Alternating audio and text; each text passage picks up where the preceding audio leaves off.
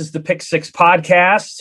I'm Sam McKewon along with Evan Bland, who I believe is still at TD Ameritrade Park, where I'm pretty sure he's been for 5 days now. Evan, how you doing? Hanging in there, Sam. Yeah, it's the CWS fatigue portion of the June calendar here, where you got the excitement the first couple of days, the championship series, you get that second win. But yeah, this is kind of the part of the week where you got to power through. And, it's better because we didn't have it last year, but it's a lot of baseball, man. And doing it all on Zoom, it's a bit of a challenge, but it's fun. The weather's been good. The games have been good. And it's been cool to see the big crowds. The last two nights have been thrillers. Mississippi State, that was an unbelievable turn of events. I was there for that one. And then last night's game, you could kind of tell something was going to happen there late. Even though Stanford had its best pitcher on the mound, he did not seem like he was going to clean it out. I felt the same way about the Virginia game too. That guy kind of, you could tell he was running out of gas. So, and I'm glad the game was a thriller because you had to miss one of your favorite bands here in Lincoln playing at the Pinewood Bowl, Chicago. Yes, you reminded me of that, and I had forgotten that I had missed that. But bummer. I don't know. I like I told you, I don't know that I would have been able to go anyway. A couple of young kids, but so it goes. It does go like that. We were talking about this right before. I think we were talking about this right before the podcast started, and I decided I would keep this joke to this. So, okay. Do you think when these guys go around to every concert that they do, and it's in a park, that because Saturday in the Park, right, is one of their, do you think they change it to whatever day it is just so they can get a rise out of the crowd? I don't know. I've never seen them in concert. Or like they change the date like to Wednesday in the park. I think it was June 23rd, that kind of like, do they do that? Because they know the crowd's waiting to see if they'll do that. Kind of like the Eagles probably do Hotel Nebraska when they're in Lincoln, or Hotel Arizona. Like every town they go to, it's a new hotel, and it just happens to be where they live.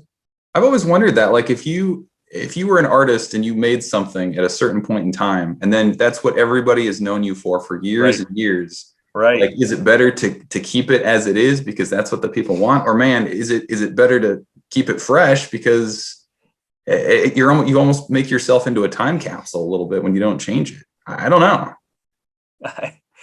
Yeah, I can't imagine how many times they've sang that song. I don't know. Thousands and thousands. Ready to do Saturday in the Park on a Monday evening? No. Anyway, we're going to talk about the impending NIL revolution that's coming starting next week. We don't have the sources at the NCAA that some of the national sources do, but I mean, of course, we're following it really closely. Looked at the Alston decision on Monday, which didn't have a lot to do with NIL, but nevertheless sort of kicked open the door. So we're definitely going to talk about that. I'm going to talk to Evan about, since he's been at the College World Series all week, what has he seen from these teams and how close was Nebraska to being as good as any of them? And what does Nebraska have to become in the future in order to fit that? Well, obviously talk recruiting. Nebraska got 3 commits since we last talked. Ashton Hayes, Grant Page, and Jake Applegate. And they might get a couple more this weekend, next week, somewhere in there. I think they feel like they're in pretty good shape based on the players that they have. We got a question, and we're going to get questions at the end here that kind of asked us, okay, so if Nebraska's not getting the 4-star guys, and right now they're not, why am I nevertheless excited? Why is the questioner excited about 3 stars? And we'll talk a little bit about that based on some things I got from the Big Red Blitz from Eric Chenander, which I thought was interesting. And then we'll take your questions at the end. We'll maybe touch on Delano Bant a little bit for hoops, but again, basketball is in kind of a quiet moment for now. Banton's decision is really the only thing looming out there for Nebraska. But we want to remind everybody that our sponsor is Team Schwabach. It is a family all-state insurance agency for licensed insurance pros, saving thousands of Nebraska Husker fans money. They sell homeowner, auto, life, and flood insurance across Nebraska, and they also insure all the big boy toys, motorcycles, boats, RVs, off-road vehicles, all of them being used right now. If you've had your roof replaced in the last 5 years, give Daryl Schwabach, Kyle Schwabach, Nancy Mausecker, Kyle Murdoch a call at 402-580-5200. They can help you save a bundle and free. No obligation insurance reviews and quotes. They're going to make sure all of their fellow Nebraska fans are properly protected. You can contact them again at www.nebraskaallstate.com. That's www.nebraskaallstate.com or 402-580-5200. Thank you to Team Schwabach. All right. So let's talk. Let's start with the NCAA. The Supreme Court released a 9-0 unanimous decision on Monday saying that the NCAA can no longer limit the amount of academic and education related expenses that universities can offer to student athletes. Nebraska is already offering some of those things to student athletes in the form of laptops and postgraduate eligibility opportunities such as stipends for grad school or internships or studying abroad. Those changes were put into place by Sean Eichhorst throughout 2014, 2015. However, this gives Nebraska an opportunity to offer really even more, almost pretty much anything they want, and a concurring opinion from one of the justices, Brett Kavanaugh, the one that I was going to watch the most closely, because I would say that of those bunches, he and Justice Thomas are the two biggest sports fans. Certainly Kavanaugh is. I was curious as to how Kavanaugh would look at this, and he has come out with a vicious critique of the NCAA that I think kicks open the door for all kinds of things unless the NCAA can resolve some of its lingering issues. Evan, I know you're kind of looking into NIL stuff. I've looked into it in the past. You're going to kind of be handling that for us. That starts next week. That is not related specifically to the Alston decision. However, the unanimity of the decision that was made by the Supreme Court and the looming nature of NIL means things are going to change, and they're going to change fast. Yeah, you can kind of see, I mean, this is just sort of that next little bit of chipping away at this model of amateurism a little bit, where it doesn't directly attack it, but it's that next kind of bit of erosion for the system that the NCAA has had for so long. And like you said, it's just kind of that next little maybe landmarker or milepost of what we're moving toward and how the system really does feel like it's going to look a lot different, whether that's July 1st when some of this NIL stuff goes into effect or over the course of the next couple of years. But yeah, I mean, as it pertains to NIL, you can really tell, like, people just at times, I think I read a national story about this. The quote was, people don't even know what to ask. Like, you don't even know where to begin in terms of what's legal, what's not legal. It differs in terms of state to state. Now the NCAA and Mark Emmert came out yesterday and said they're going to have some sort of interim loose guidelines to even the playing field here in the early going before there's some sort of federal legislation or something more permanent from the NCAA. So to hear the NCAA talk about NIL, you would think it was just dropped in their laps a month ago, when really this has been on the radar for at least a couple of years now. Schools are kind of scrambling to fill their own policies and guidelines. The NCAA has kind of dumped that at schools' feet at this point. But you mentioned the Big Red Blitz. That was a big thing that the coaches and some of the other people that went on those trips communicated to fans, was that's what they can do beyond above and beyond what they already do in terms of buying tickets and watching media. And that's really how it starts. If you're going to be paid as an influencer, if you're going to be an effective marketer, a lot of this is going to be based on how many followers you have on Twitter, on Instagram. It's kind of like selling radio advertising or TV advertising, where the bigger reach you have, the more you command in terms of what you can charge. So there are a lot of moving pieces right now. The Alston decision, just kind of the latest of this, but it's going to be uneven, a very fluid situation here for the immediate future. Well, I think it may be worth to our listeners giving like a brief minute recap of how we got to this moment. For about the last 5 or 6 years, there's been a pretty strong push not only from player, student athlete advocates, but also the media. We have to be clear that we in the media play a role in this. And this isn't me being the self-hating journalist. This is what it is. We've played a role in suggesting and arguing that student athletes are not being treated fairly by the NCAA. And player advocates have done the same. Now, this has resulted in, and some of this was pushed by lawyers and lawsuits that have been in play for about 10 to 12 years.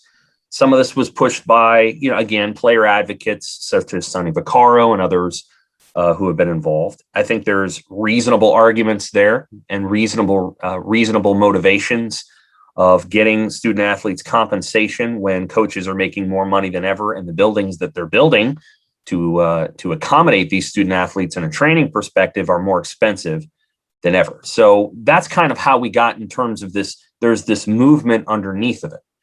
And the NCAA's moved slowly, right? So they've gotten cost of living stipends. There's been some adjustments there where you can make a little bit of money, which I think is helpful.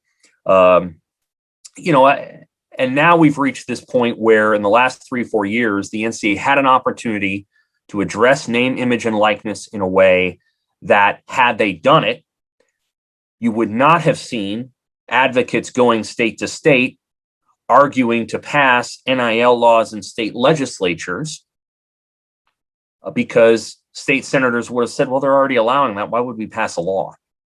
But they weren't allowing it. And as a result, state by state, decisions started being made. And that's not ideal. It's not ideal to have a system where the NCAA oversees every school under this national umbrella, and yet there is a state-by-state piecemeal resolution to the problem, as if it were legalizing marijuana or legalizing fireworks, for example. There's fireworks that are illegal, say, in one state and legal in another. This is a different situation, but the principle still applies, that things will now be okay to do. And not only that, but mandated in some cases to do in some states, and still won't be something that's on the law books in another state. So the NCAA had a problem. They went to Congress, to the federal government. And in going to the federal government, they hope to get a law, because federalism that then supersedes all the state legislature laws. And so there'd be one federal law, and they can't get agreement on that federal law, because what they want in the federal law is antitrust protection, so that they can't get sued anymore, because they're tired of being sued. The federal government can't quite agree on what they want that to look like. As most people know, our federal government is currently 50 Democratic senators and 50 Republican senators, correct? Yes? Yeah. It's very hard to get anyone to agree on anything specific, even though the Supreme Court, some people would say, has a political diversity to it. They unanimously agreed, but Congress has yet to been able to do so. And so as a result, here we are, July 1st, when most of these state laws start. We now have a situation that we have, which is that it's going to be illegal for the NCAA to really stop certain states, including Nebraska, from doing what it wants. And if the NCAA tries to punish an athlete or a school, said athlete and said school can sue the NCAA or file for an injunction. And you better believe that there are people on hand standing by to do that. And so July 1st, I think you're going to see something, what we might call an unrestrained free market. Now, one last thing, and then you can go again. Good. It is unlikely that most schools have prepared the way that Nebraska has, not just from a marketing perspective, but from a framework perspective, to take advantage of this. And so Nebraska, I think, is prepared to roll out a thoughtful version of NIL, better than many other schools, including some of the schools in the state.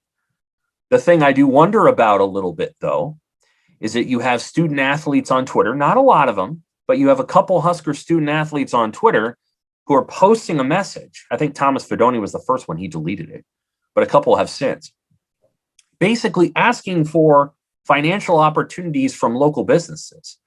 And to be clear, they're able to do this on July 1st.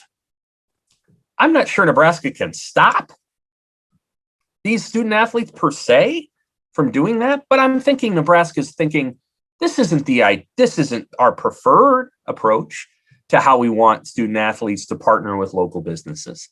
This isn't precisely what we want. And so it will be interesting to see starting next week what Nebraska rolls out and what student athletes start doing. Because at this moment, it would be hard for me to see, like, for example, if there's a sandwich shop in Lincoln that wants to partner with Husker football player X, I'm not sure why they couldn't do that. There were, in fact, 2 Husker football players who posed outside of a Burrito Express over on 40th Street. I like Burrito Express, by the way. It's new to Lincoln. I don't think it's opened yet, but I've had it other places. I think it's Burrito Express. And I'm like, why are they posing outside of Burrito Express? Like, it's just, there's places in town where Husker football players like to go eat. And I don't know why a business place wouldn't take advantage of, hey, here's X number of money. All you have to do is tell people you like to eat there and we'll give you some money. I'm not sure why that would stop anybody. So starting July 1st, in theory, that can happen. Yeah, and you look at the kind of the national breakdown of it. So my understanding is right now there are 6 states that have legislation that will go into effect July 1st. So you've got Alabama, Georgia, New Mexico, Texas, Mississippi, Louisiana. So you can kind of tell what those states might have in common in terms of how they view football and in terms of how they value, say, recruiting. That might be something they have in common there. Nebraska's bill is set up to where now they can opt in at any time. And Garrett Classy, one of the associate ADs at Nebraska, has said that the university and the athletic department is being very careful in kind of deciding when it will opt in to that. So it may be July 1st when this NCAA interim kind of guideline or policy comes down. It could be a little bit after that. But, one thing Nebraska has done well is prepared for it. Like you said, with Open Doors, they partnered with them more than a year ago. Student athletes are going to have to go through mandatory classes that help kind of break down brand building, how to build a network, financial literacy, which is like, hey, you have to, pay taxes on some of this income that you potentially could make. And then there's also a piece of this deal where they're going to be working with students from different colleges in the university. So the law school can help maybe create an LLC, some students there. The journalism, the College of Mass Communications has its own in-house ad agency. And so the university is planning to allow those students to help the student athletes. Those students get the experience, the student athletes build their brand in that way too. So there's a lot that they have set up in that. I think one of the areas that maybe the athletic department's a little nervous about is how these student athletes are approached from different businesses, because the department can't get involved in that. If business Y in Lincoln wants to use Adrian Martinez as a sponsor, it contacts Adrian Martinez, or it contacts his representative, some kind of an agent that he may or may not have. So the athletic department can't get involved in that. The athletic department can't get involved in using its photographers and videographers to provide content to players or student athletes for commercial purposes.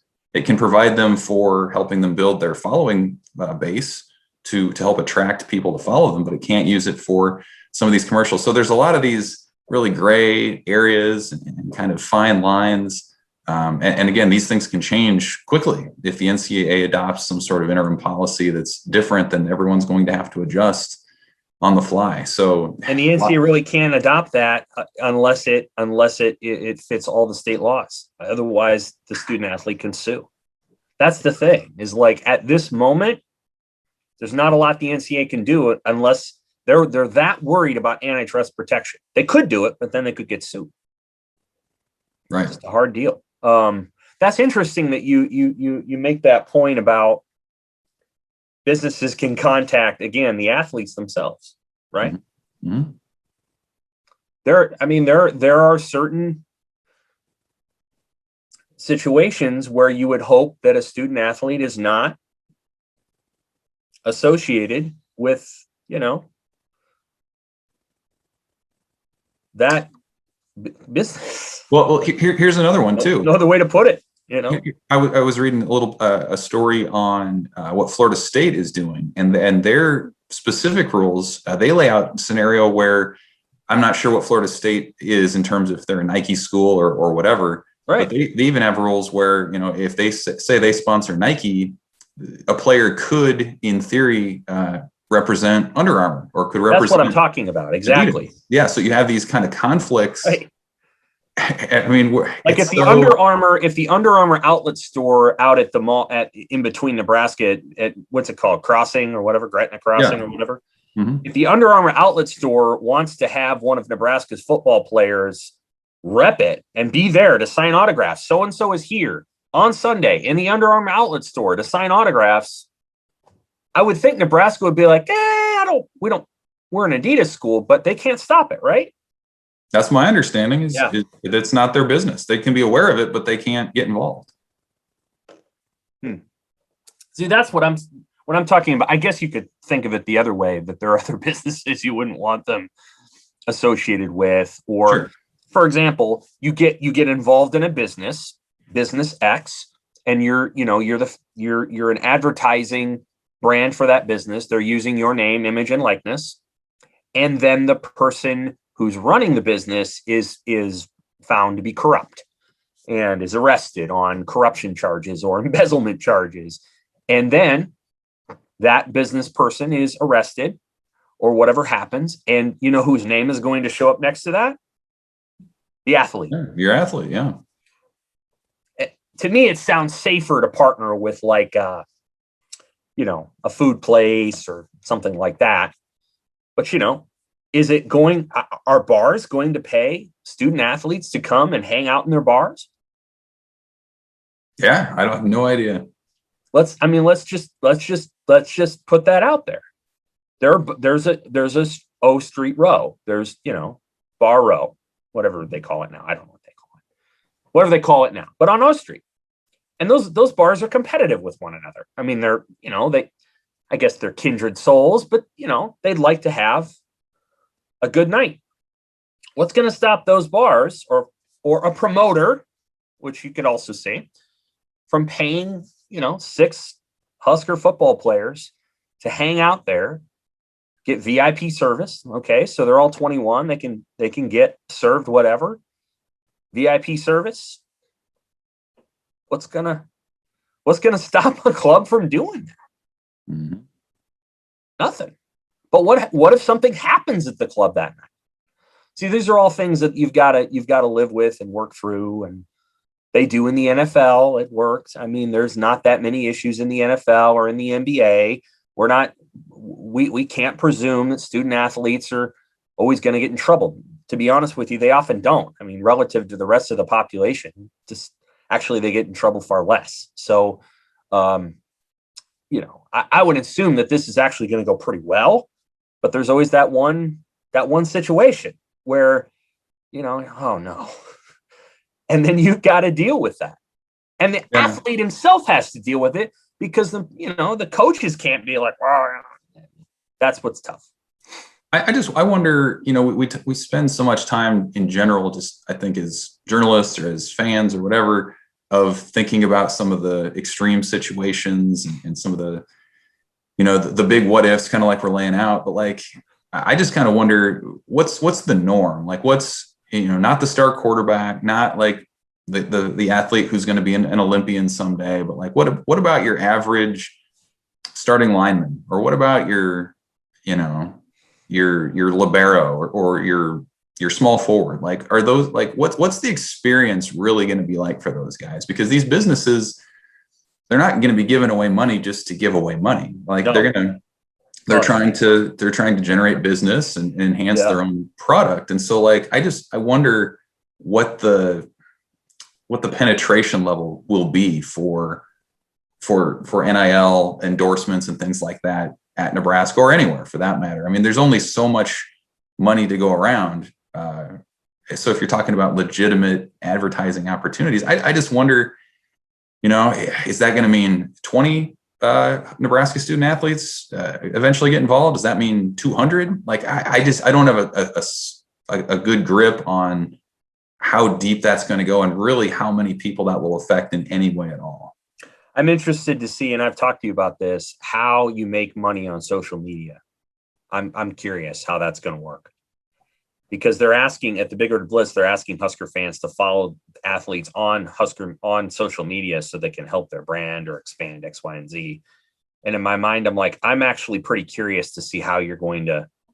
So you just send a tweet and there you go. I can tell you a little bit about that if you want. That would be good. I've been doing some. I guess we're showing our age here. We're researching how do you make money on social media, but no, I didn't know. How do they make the money that they're projecting they're going to make is my point. Right. But go ahead. Well, again, like if you're a student athlete, you say, where do I start? You have to have a following. So like you have to be generating content, whether that's visual content or video or witty texts or whatever it might be. And so that's why the university is saying follow these guys, because you have to build that base before you're of any real value to marketers. And so one of the most popular ways that other athletes or celebrities or whoever make money is through sponsored posts. So that's where brands or marketers pay you to promote their stuff. Right. And there was a report done like 3 or 4 years ago that said, if you had, say, 2,000 to 5,000 followers, the going rate was about $125 a post. If you had, on the other end of that, I mean, if you had hundreds of thousands of followers or more, you could charge more than $1,000 a post. So these marketers would then pay you to put that out and to expose your followers to that. Yeah. Sometimes they take it a little bit further and they can make you a brand rep or ambassador. And there are some, you see those a lot more at the professional side where you receive, as a student athlete or an athlete or whoever, you receive free products from a brand in exchange for promoting it on social media. And then maybe you interact with your audience and say, what did you think about this? And then you see it a lot on Instagram. Yes, that's where most of this happens. Yes. Wearing clothes. Mm-hmm. Yeah. And then one other one that I thought was kind of interesting, they call affiliate marketing, which is where you, as an influencer, share a code or a link to something, and then maybe you have an agreement with a producer or a business that says, for every conversion that you get from people that clicked on that link, or for every purchase that was made from somebody who went through that link, you get either a fixed amount or a percentage of that. And so again, it's all based on how many people are following you. And that's where Nebraska really feels like, because it's the biggest show in the state, there is no professional team to follow. It can build that base and create this capability for its student athletes to make some money. And everyone talks about Lexi Sun, the outside hitter for Nebraska volleyball, and she's up to mid 70s or maybe low 80s on Instagram. I think 75,000. Adrian Martinez is 38,000 on Instagram, 44,000 on Twitter. So like, you break it down and they're going to be able to make, if they want to, probably many hundreds of dollars for every post that they put out, but they would be kind of that high end for Nebraska. And then again, you have to connect with a business. Like you can't just decide on your own, I'm going to represent this brand. Like you have to talk to someone over there. You have to set up an agreement.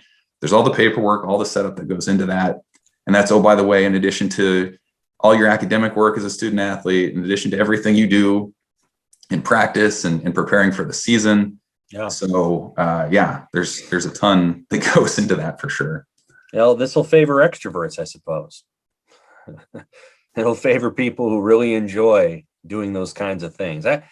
Again, it probably sounds like I'm maybe a little against it. I'm not. I will say this, that when you create this sort of new market for opportunity, you're just going to have to watch how it goes and see. And so there's two competing interests there, right? And so, like, on the one hand, you have all of this, you have these individuals who are now going to go out and sort of pursue their own opportunities and maximize their brand and maximize their market, which may or may not correlate to how good they are on the field. It may correlate. It may also not correlate. It's just hard to tell. Sometimes you might have a guy, a basketball player, I know, that went to Creighton for a while, who was, had like 100,000 Instagram followers, and he wasn't that good of a college basketball player, but he was famous back home in the Philippines. So those things can happen. So there's one thing. But on the other hand, a team environment, you want everybody to kind of be working together and be in cohesion. And when you're on a floor, a lot of times what you want to do is level the playing field. No one person is bigger than the other person. Everybody has to link together, and so on and so forth. And that can be harder and harder to do at the collegiate athlete level. When the guys become pros or a little bit more mature, collegiately, it can be harder. And then again, I'm not real sure what stops high schools from doing this now. I don't, nobody's really talked about that. I'm not sure anybody cares, but I'm not sure what stops a 15-year-old soccer star who may or may not go to college from now making money. So it's not going to stop an Olympian. Couldn't they have done it previously anyway? High schoolers? No, because I don't think so. Because that NCAA is the barrier. So if you were a high school athlete playing high school football, you really couldn't do advertising for a local business and can maintain your amateur status. Yeah. So now I don't really know exactly how it goes, and it trickles down into the high school markets. I don't know. There probably isn't going to be a lot of money, but think about it from the shoe company perspective. Our kids who decide that they want to go play on the Adidas summer circuit, are they bound to an Adidas school? Here's one thing that could happen. For example, the University of Nebraska may not be able to stop a football player from going to an Under Armour event at that mall, but Adidas could. They could sign every single football player to a contract that says you can't appear in anything. Like, Adidas can do that. I don't know that they would, but in theory, can't they? I mean, in theory, everything's wide open. Yeah. This is a whole new thing. One other thing I'd add about this too, I think the next thing you're going to start to see is this idea or this conversation about what is fair market value for an athlete that engages in some of these advertising or marketing type of situations. Because, I kind of laid out a few examples of what like the going rate would be for a certain post based on how many followers you have. But man, this just feels like a total opportunity for recruiting to really run rampant. I mean, it's not that difficult if you're a big booster to funnel some money to a local business and say, we're going to give this guy $50,000 to represent us, and he's got like 8,000 followers on social media. Like, yep.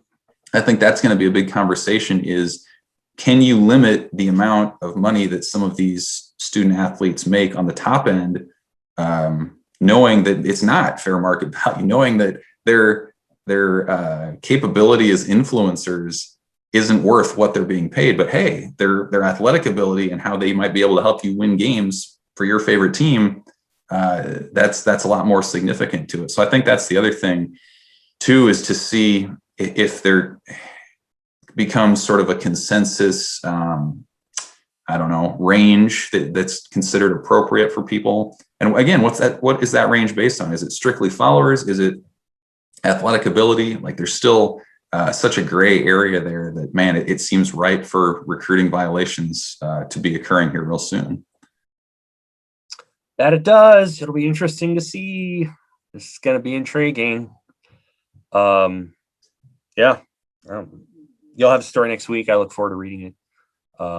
And we'll just track where it goes from here. It's obviously probably going to give some coaches heartburn. They'll have to work through it. You've been at the College World Series all week. You've been able to see what, the top 8 baseball teams. Obviously, they weren't the top 8 seeds, but Virginia and North Carolina State have more than acquitted themselves since coming to the CWS. So when you look at these 8 teams, how close was Nebraska to being among them?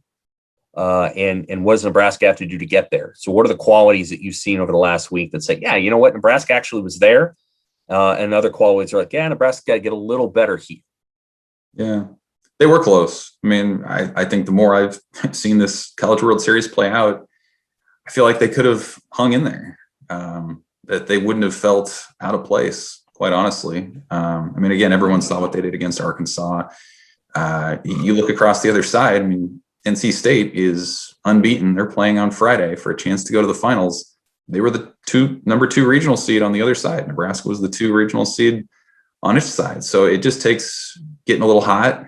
NC State has a little bit more power, but I would say that its pitching and its defense is no better than Nebraska's, to be honest. I mean, it's very comparable. And, I'm always interested at the College World Series to see how that event reflects trends in college baseball. And one of those trends that has been reflected is power. There's been a home run in every game so far. They're on pace to have more home runs at this event than there ever have been at TD Ameritrade Park, and which happens to coincide with when they deadened the aluminum bats in college. So yeah, you can see that major league approach starting to come down. And so, Nebraska was part of that. Its home runs were up this year based on, or compared to past seasons for itself. But I felt like one area that Nebraska would have done well in at this College World Series is that, it could score in so many ways. I mean, you see a lot of teams come in here that are sort of one-dimensional. I mean, it's the 3 true outcomes. You're going to strike out, you're going to walk, you're going to hit home runs. But probably half these teams that are in Omaha or that were in Omaha don't steal. About half of them don't employ the sacrifice bunt to get guys over. You're just hoping for a blast. And that was what Arkansas was doing all year. And sometimes that works and you can score gobs of runs, and sometimes it doesn't. And, you look flat and you score, so you get a solo shot and a loss, something like that. So I felt like Nebraska had a lot of balance offensively. It would have been interesting to see. And it had some pitching depth. I mean, you start to see some of these teams that are here, you can tell they're here on the strength of their offense. And maybe they have an ace, maybe 2 guys who are going to go high in the draft. But right.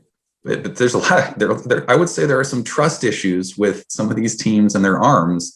Whereas Nebraska, I mean, it confidently could go, 4 or 5 guys deep in the pen in some different high leverage spots. So it does, if you're a Nebraska fan, it probably does twist the knife a little bit, knowing that any kind of a different draw might have turned into a much different postseason. And kind of, as I've said before, I feel like Nebraska baseball, the regional to me feels like the bar every year going forward from what we've seen.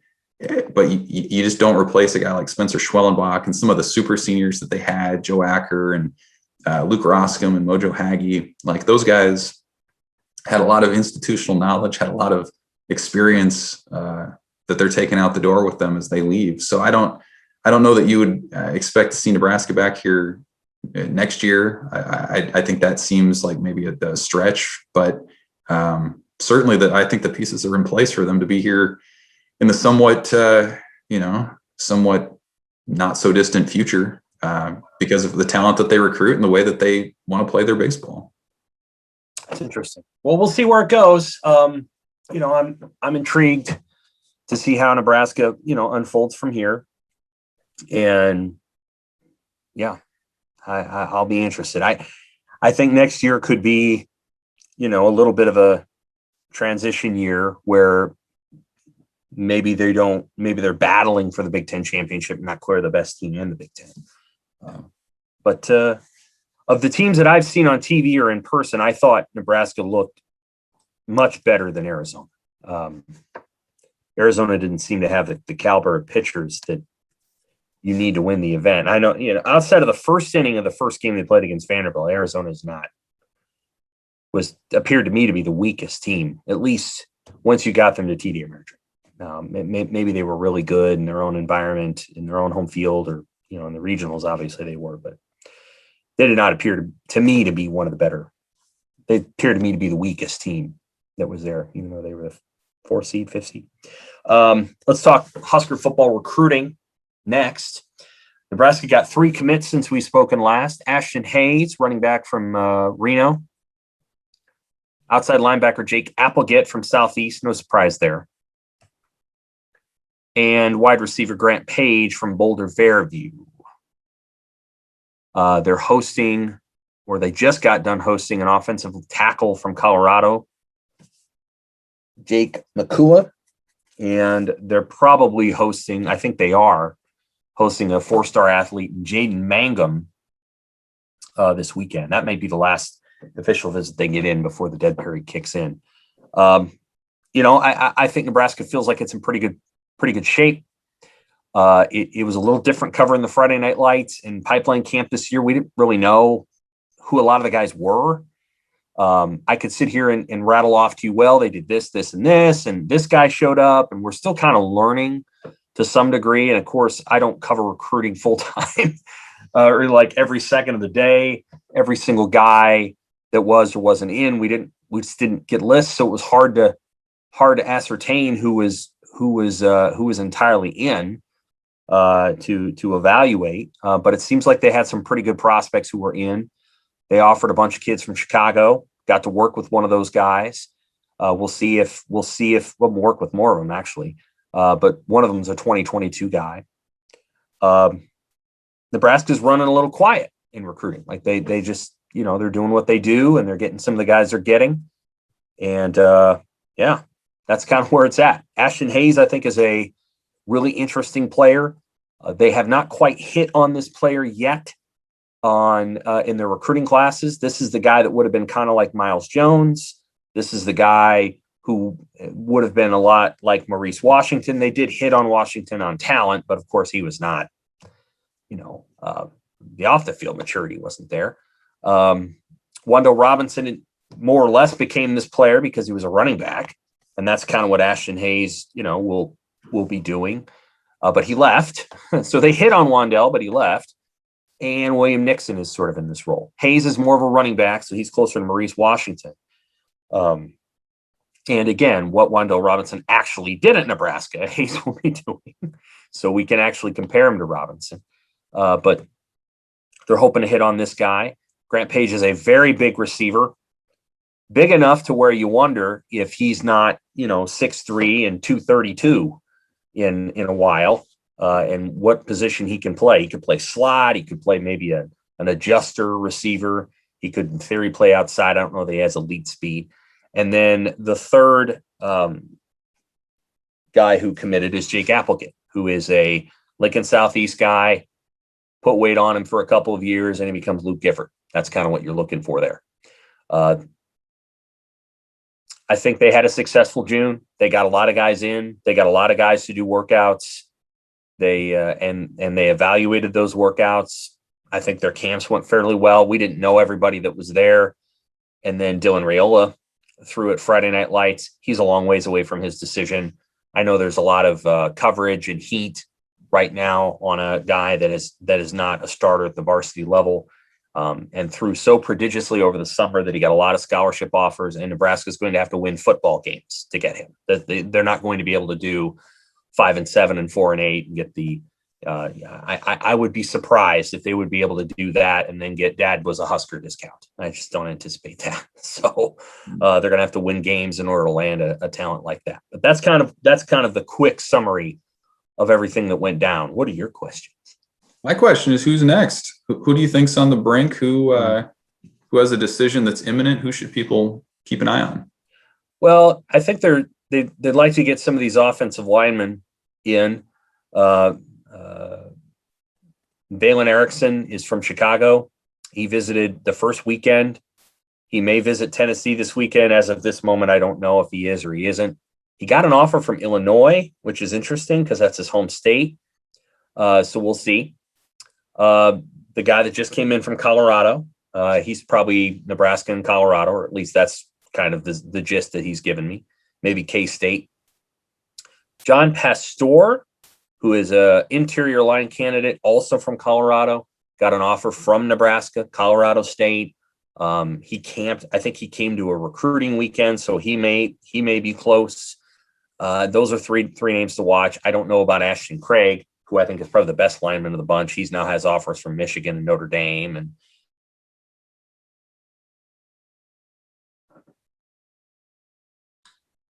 Sam may have frozen up here for a moment, or maybe I did. Who knows? I think it's Sam. But he's talking about these recruiting visitors. A couple of weeks away. So. Oh, hey, there you are. Okay, you cut out. You lost me. When did you lose me? Like 10 seconds ago. Okay. Avery Powell is the defensive back to watch. James Mons, the third, is a defensive back to watch, although, he's got, I think, one more visit to make. So that's kind of where it's at. It's good. What's the if you were to give like maybe two or three priority positions at this point, like where's Nebraska really trying to fill some spots right now and some maybe some needs for a year or two down the line? Cornerback, defensive back, that area to make up for what they lost last year. I think they need more offensive linemen, probably more interior guys. So they're clearly trying to get one or two of those. If the right receiver comes along, and maybe Landon Sampson was that guy, and they would take his commit still. And defensive line.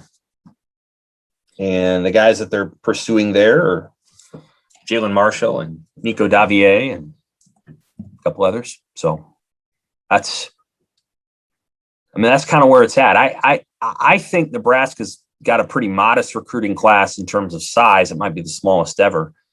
And in terms of like national scope, and I don't think that's the worst thing for them. I think this is a season where they need to win football games, and it's okay to narrow that scope, tighten it a little bit, and maybe sign 14, 15 until you know what the situation is with the recruits. They don't have any 4 stars, I think, at this moment. Maybe Ashton. I was just going to ask. I don't think they have any 4 stars yet. So no, 247 rankings. They have 7 commits, all 3 stars. National ranking is 41st. Mm-hmm. Is that it seems like you can look at that a lot of different ways. Like, yeah, you don't have the 4 stars. You don't have the headliners. You don't have the national ranking, even that Nebraska is used to. But you can kind of juxtapose that with the fact that when they have had those 4 stars and the national rankings, it really hasn't worked out for them in that way. So it's kind of this interesting kind of intersection in time where, if you're Nebraska, do you try this different thing where you stay more regional with your recruiting, where you rely more on your evaluations of guys? Or do you feel like if you're Nebraska, you're behind because you don't have those difference makers, and that's what it's going to take to win games, is to have the best talent on the field? It feels like you can kind of interpret this either way, kind of based on your point of view, or maybe your philosophy for how you build a program. Where do you come down on kind of where they are and how this class is coming together? We got a question from Vincent Carroll about this that we're just going to answer embedded within this.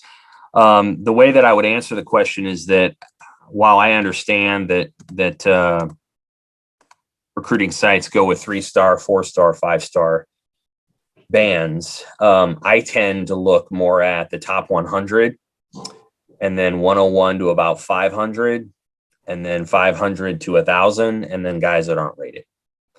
That's how I tend to look at it. And the reason I look at it this way is because I feel like recruiting sites guard that top 100 with religiously. That there's a lot of discussion and debate about the top 100.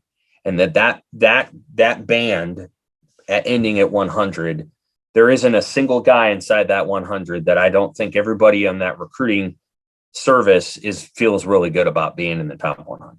They're like, you know what, this is because you could literally put 65 guys at 100, and you could debate that for a long time. So you better feel really good about who you got in your top 100, because they all promote that. That's like a big deal.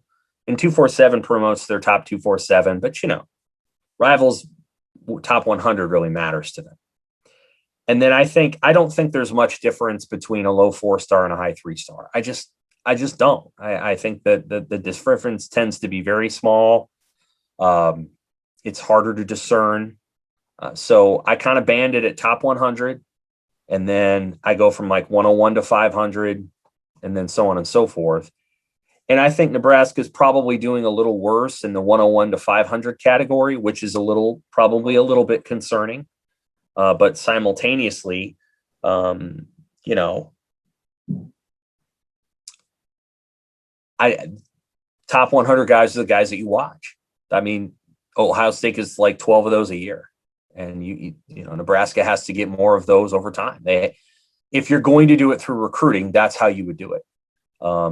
You know, Nebraska does pretty well in the 101 to 500 range, and we'll see which players emerge in that range. But that's kind of how I think about it. And so, like, I don't think about 3 versus 4. If I see a player who is the 253rd player according to 247 Composite Service, I don't see that player as, you know, markedly better than the 333rd player, even though there's a difference in star rankings. Does that make sense? Yeah. So I worry less about that, and I think more about, like, where do they fit in the rankings, and do they fit the template of what Nebraska is looking for? Who is their best offer? And that's something we can talk about in a second. Who is their best competing offer? And who, like, how late in the process do you get them? Mm-hmm. So one thing that I would say was a little bit of a red flag is when you're signing guys, 4-star players from another state, and you're landing their commits in November and December, you automatically wonder, and what was the driving force behind why those guys weren't locked up or looking around, you know, then. And there were some reasons for that when some of those guys signed, but nevertheless, it was a little interesting. Like, you're committed to go to Miami, and you don't want to go to Miami anymore? Why? That, you know, what is it about? So that kind of stuff. The best other offers for some of these prospects that Nebraska has landed commits from, you can make a thought about that. Richard Torres' best other offer was Kansas State. Ashton Hayes' best other offer was Cal and Utah. Those are probably the 2 schools that probably recruited him the best. Boise, and Boise's had some pretty good running backs. Grant Page, probably down in Nebraska and Kansas State. Chase Androff, Nebraska and Iowa State. I don't know. You know, I don't know. Probably Nebraska was his best offer. Who are we missing here? Who do we got left to? Victor Jones, I think, had good offers, and he's going to continue to get them. So that'll be interesting to watch. Jake Applegate. Jake Applegate is Nebraska and Minnesota. Yeah. Now, again, sometimes when Nebraska offers, schools just stop because, well, he's going to go there. But Jake didn't have a scholarship offer until June from a Power 5 school. And what's the last one? And Ernest Hausman's best offer was Nebraska, but he had offers from Northwestern, yeah.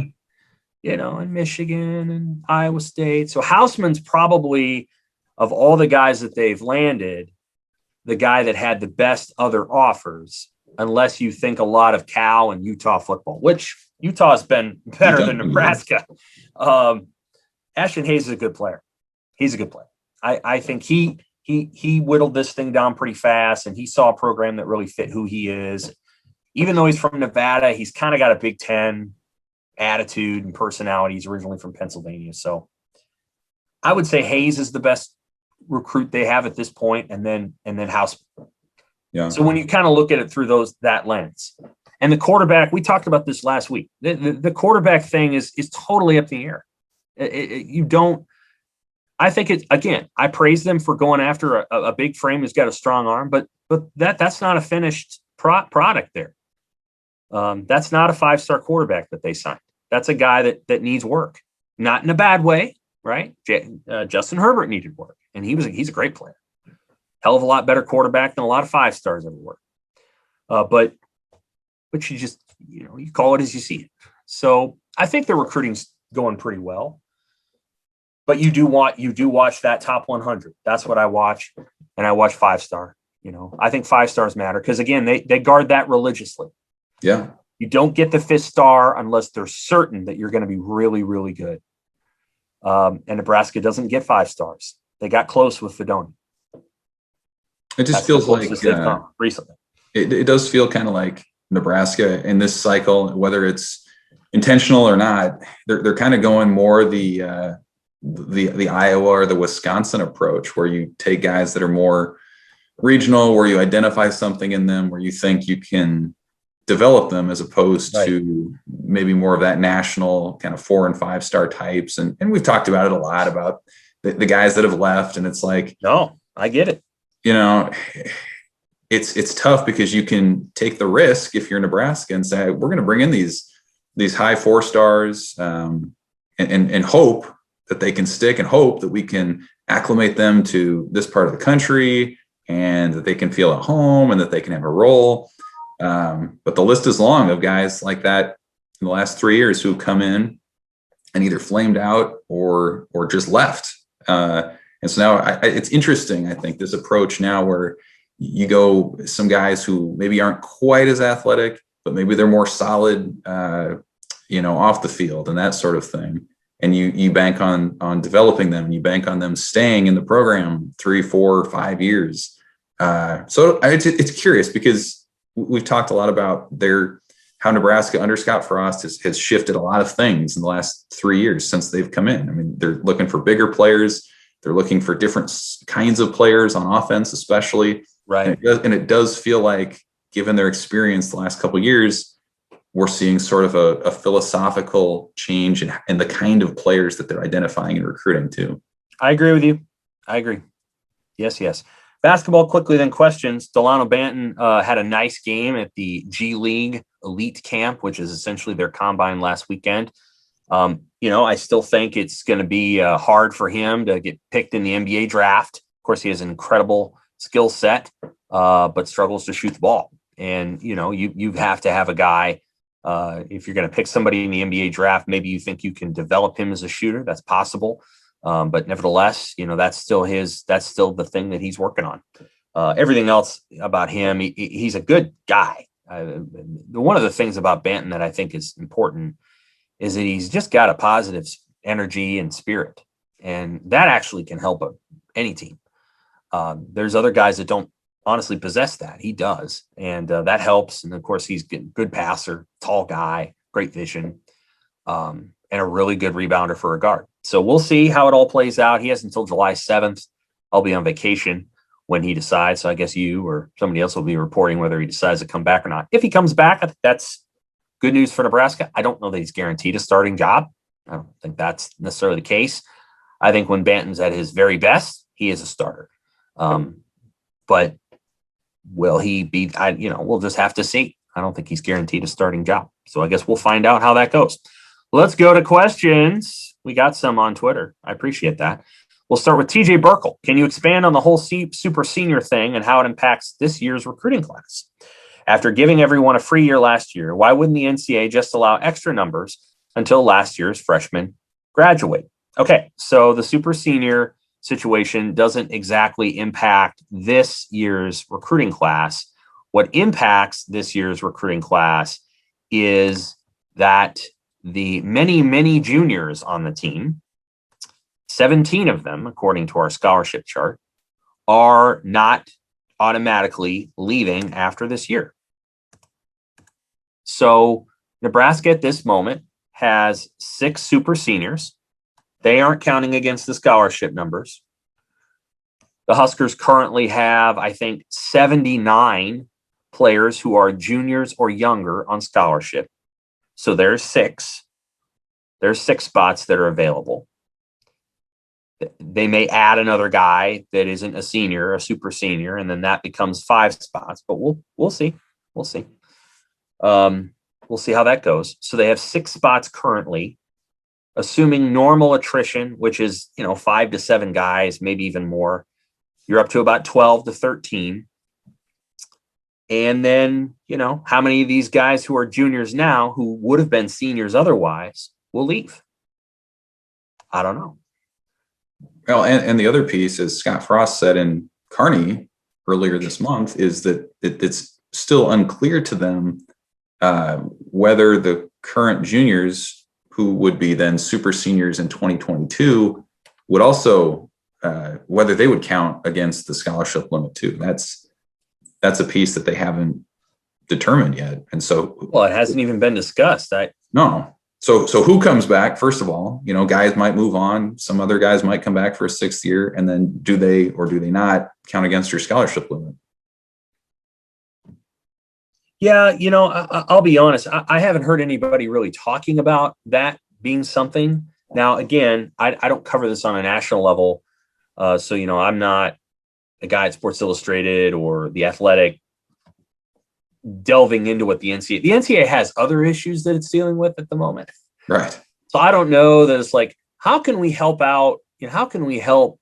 Can we keep the college scholarship numbers over 100 for the next 4 years? Like, I don't know that that's what is probably top of mind for them. Right. Because if you do it for football, you got to do it for everybody. You got to do it for softball, for everybody, and everyone. And every fall sport for sure. So volleyball, all of that. And what we're talking about is whether the scholarships count against the total, not whether they get the extra year. So at this moment, what schools are having to determine is, okay, who do we want to keep around for that extra year, knowing that we don't get extra scholarships for keeping them around. What Nebraska is wondering is whether or not they will get extra scholarships in subsequent years.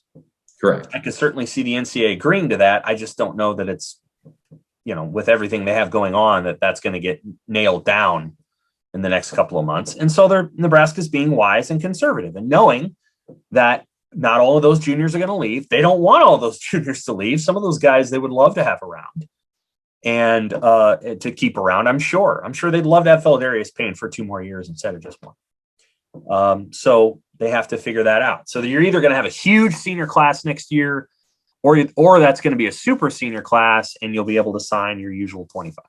Right. But right now, 2022 prospects are losing out because they're the guys that aren't getting as good as scholarship offers because a lot of these schools don't have room or don't think they will. So that's one of the questions.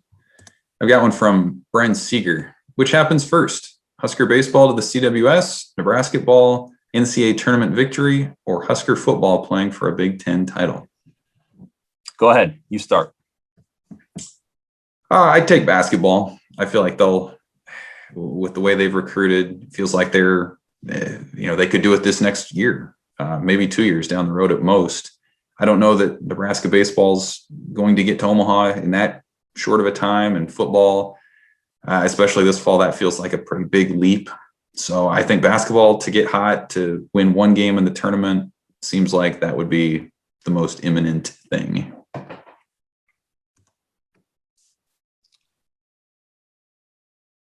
Nebraska football playing for the Big Ten. That's not a knock on Hoiberg's crew. I think it's a stretch that they're going to do that this year. I trust your judgment on the baseball team that maybe next year is a bridge year and that they're really good in 2023. And I think Nebraska can win the West in 2022. I do. Based on the schedule or based on the talent? Based on where I think they're going to be as a program. Based on where I think they're going to be as a program, what I think they're going to have in place, I think they're going to have a really damn good offensive line in 2 years. I think they're going to have a good one this year, but it's going to be damn good at 2. They converted an away game at Northwestern, and they haven't struggled at Northwestern, but they converted that to the Ireland game. And then let me rattle off their schedule to you. You ready for their Big Ten schedule? Go.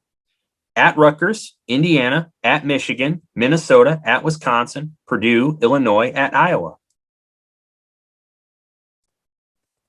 Not terrible. You know who isn't on there? Ohio State for the first time since 2015. Amazing. So you don't have to play the best team in the league. Michigan? Are they going to have the same coach? Nobody knows. No one knows. No one knows what's going on with that program. No Penn State. No Penn State. I'm going to go with Nebraska winning the West in 2022. The hell with it. And I think they can do that. I think this year it is important to win 6. You've got to get people to believe. And then I think in 2022, you're firing on all cylinders. You get Oklahoma in your park. Maybe you got a chance to win at home. I think it's going to be hard this year on the road. You got North Dakota and Georgia Southern otherwise. You're going to beat those teams. And then after that, you get Rutgers, Indiana, and Michigan. You get all your crossover games right away. I just like the way it lines up. Interesting. Football 22. Mm. What do you think of that? All right, next one. 3 best John Hughes movies. What is John Hughes movies? Top 3. Go ahead. Okay. Planes, Trains, and Automobiles is my number 1. The Breakfast Club is my number 2. And, at the end of the day, I'm going to go with Ferris Bueller's Day Off. I love the vacation. I love the original vacation movie. As a kid, I enjoyed Home Alone. Home Alone's not that good. And the vacation movie is funny, but he didn't direct that. I mean, he wrote it. So I'm going to go with Planes, Trains, and Automobiles, which is his masterpiece. The Breakfast Club, which is really good, and Ferris Bueller's Day Off. I'm pretty similar. Planes, Trains, and Automobiles, I think is the funniest movie of all time. I have to watch it every year. It's hilarious. That's my number 1. Ferris Bueller is my number 2. And, I grew up, I watched a lot of Uncle Buck growing up. I thought that was hysterical too. John Candy is he's a treasure. So I would take him 3 again, also with a nod to Vacation and all the vacation movies and Breakfast Club as well. But I got to go Uncle Buck, man. There's just too many great moments for my number 3. He didn't have a lot of misses. She's Having a Baby is kind of a miss. That's not a great movie. And then the later Home Alone 3 is stupid. Home Alone 2 was just okay. But he didn't have a lot of misses in his short career. Unfortunately, we lost him much too early in life. But he was, I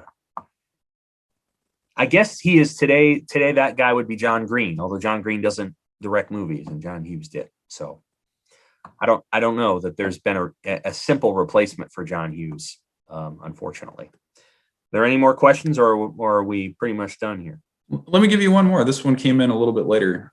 If you were in charge of future non-conference scheduling, what are 3 fantasy non-con games you would schedule, including Game Site? So maybe we could tweak that to say, what are 3, if you could cover Nebraska at whoever, what are 3 road games you'd love to cover Nebraska in? Nebraska at LSU. That's the first one that came to my mind. Mm-hmm. Now you do one. Well, I think Nebraska at Notre Dame. I know they've already done that 20 years ago, but I think that would be amazing to see that and experience that crowd and what that could be.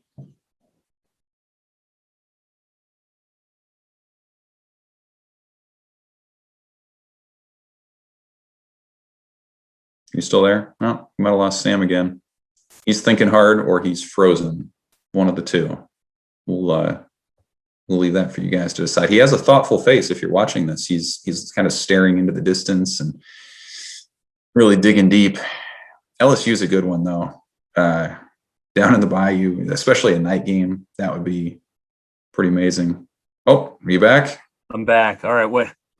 Sorry again. I got Nebraska at LSU. That was my first one. What's yours? I said Notre Dame. I think I know they did that 20 years ago, but going into that venue and seeing that crowd and being in that place, I think with all the history would be really cool. You still there? No, we lost him again. Well, he's still thinking, but I think the 3, if you were to choose 3, it would be really, it'd be hard to narrow it down. The SEC is one where you have to, I think really, you could pick 3 from the SEC and it would be great. I mean, LSU, Auburn, Alabama, Georgia between the hedges. That would be cool. I've heard, great things about that. And it's kind of tough as, and I'm sure as Sam would attest too, as football writers, like, we do the Nebraska games. And so it's hard to just kind of go and see other games like maybe a lot of fans could do, but those would be two. And then the other one that Nebraska did play that I thought was really cool a few years ago was at Oregon. I mean, Oregon's a beautiful state. The facilities in that place, the way the fans, they're just loud. They're really loud fans there. A lot of youth. It feels like it's a younger fan base. So that was a really cool one too. And then if you want to just go history, going down to Miami would be cool. And again, I know Nebraska that did that a few years ago too, but getting down to that place would be pretty awesome. So I think Sam's having technical difficulties. We'll wrap it up with this, but Sam's on vacation next week. We may or may not have a podcast. We'll definitely be back a couple weeks after that.